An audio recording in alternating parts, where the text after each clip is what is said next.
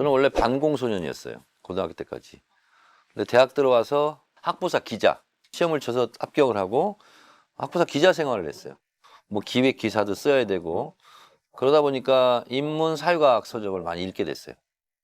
근데 너무나 충격적이었어요. 고등학교 때 배웠던 것과는 사회가 돌아가는 구조라든가 진실 이런 것이 뒤바뀌어져 있었어요. 87년 이전에는 국민에게 대통령 투표권이 없었어요. 87년 6월 항쟁 과정 속에서 박종철 열사도 이한열 열사도 나오는 거예요. 수천 년 동안에 수많은 사람들의 피값이.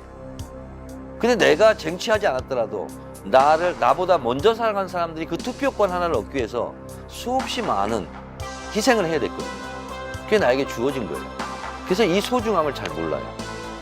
그때 불현듯 그런 생각이 들었어요.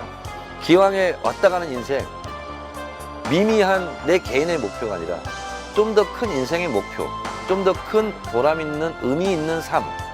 이게 뭘까? 나는 무엇을 할 것인가?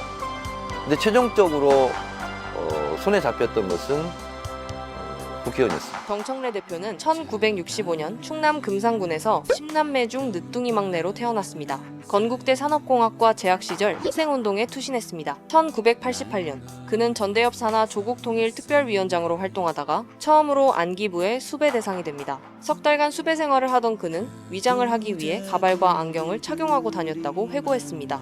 결국 붙잡힌 그는 안기부에 끌려가 혹독한 고문을 당했다고 여러 차례 증언했죠. 죽을 만큼 고통스럽고 괴로운 적이 있습니까? 저는 88년 안기부에 연행돼서 어디인지도 모르는, 지금도 호텔 이름을 모릅니다. 들어가자마자 수돗물 콸콸 틀고 진짜 팬티바람으로 수건으로 간 지 4시간 동안 맞았습니다. 죽을 만큼 고통스럽고 괴롭습니다. 진짜 죽고 싶은 심정이에요. 그렇지만 이를 악물고 버티고 참았어요. 이겨냈어요. 1989년 11월에는 주한 미대사관 점거농성 사건을 주도한 혐의로 징역 2년형을 선고받고 옥고를 치렀습니다. 정 대표는 노태우 당시 대통령의 미국 방문을 두고 매국방미라고 비판하며 미 대사관저의 방화 시도 및 화염병 투척을 한 혐의를 받았습니다. 그는 출소 후 1992년 서울 마포구 성산동에서 보습학원을 엽니다. 학원 이름은 길잡이 학원. 운동권 출신의 전과까지 따라붙어 취직이 불가능하다는 걸 일찌감치 깨닫고 학원 사업에 뛰어든 거죠. 스파르타식 수업으로 길잡이가 아닌 애잡이 학원이란 별명도 붙었지만 학부모들 사이에서 입소문을 타면서 정 대표는 몇 년 사이 원생 1,500명, 사옥 2채, 버스를 10대나 굴리는 큰 학원으로 길잡이 학원을 성장시킵니다. 학원을 통해 지역 기반을 다진 셈이죠. 학원이 한창 잘 나가던 시절 정 대표는 전성기의 모든 것을 내려놓고 정치권에 뛰어듭니다.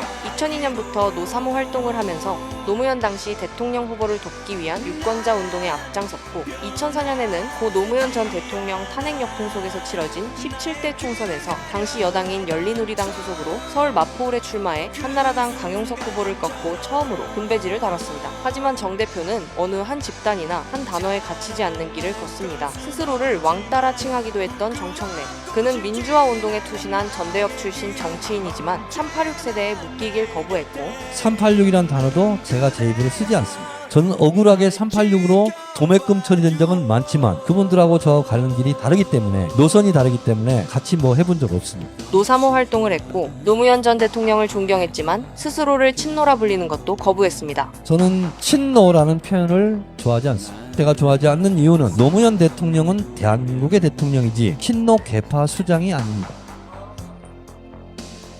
기성 언론은 멀리하고 개인 SNS를 통해 지지층과 직접 소통하는 것으로도 유명합니다. 그가 시민들과 가장 적극적으로 소통하는 페이스북 정청래의 알콩달콩은 팔로워 15만 명이 넘고 유튜브, X에서도 열심입니다. 2004년 인터넷 중심 시민정치운동 단체인 국민의힘 초대 대표도 지냈습니다. 그의 거친 입이 가장 세게 발목을 잡은 건 2015년 같은 당 주승용 최고위원을 겨냥해 사퇴 안 할 거면서 사퇴한다고 공갈친다고 비꼬았다가 당직 1년 중지라는 중징계를 받았습니다. 사면을 통해 146일 만에 당에 복귀했지만 공갈막말 논란은 정 대표에게 꼬리표처럼 달라붙어 이듬해인 2016년에는 공천에서까지 탈락하는 수모를 겪습니다.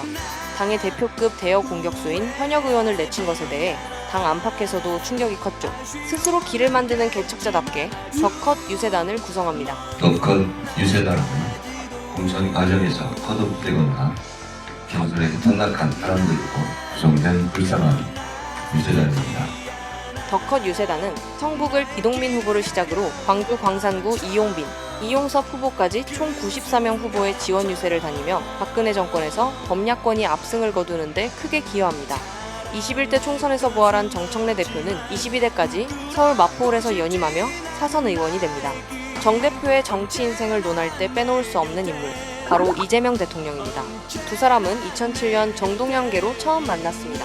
둘은 정동영 팬카페인 정통의 멤버였고 정동영 의원이 대선 후보로 선출되면서 정 후보의 선거 캠프에서도 함께 활동합니다. 두 사람은 2022년 대선을 앞두고 다시 손을 잡습니다. 당시 이재명 후보를 정청래가 지원했고 21대 국회에서는 이재명 당시 당대표 체제 하에서 수석 최고위원을 지내면서 친명계 의원으로 분류됐습니다. 22대 국회에서는 법제사법위원장으로 여야 대결의 최전선에 서면서 윤석열 전 대통령의 파면과 이재명 정권의 탄생에 큰 기여를 합니다. 정 대표는 윤석열 전 대통령 탄핵 국면에서 국회 탄핵소추위원장으로 활동하며 전원일치 파면 결정을 이끌었고 이어진 대통령 선거에서 이재명의 두 번째 대권 도전에 또 한 번 힘을 실어줍니다. 정청래는 이재명을 위해 선거 유세를 띄웠고 이재명은 그런 정청래를 친구라 불렀죠. 정청래가 곧 이재명이라 외치며 이재명 정부의 첫 민주당 대표 자리에까지 오른 정청래. 이재명 정부의 성공을 위하여 더불어민주당 당대표로 이재명 대통령과 한 몸처럼 행동하겠습니다.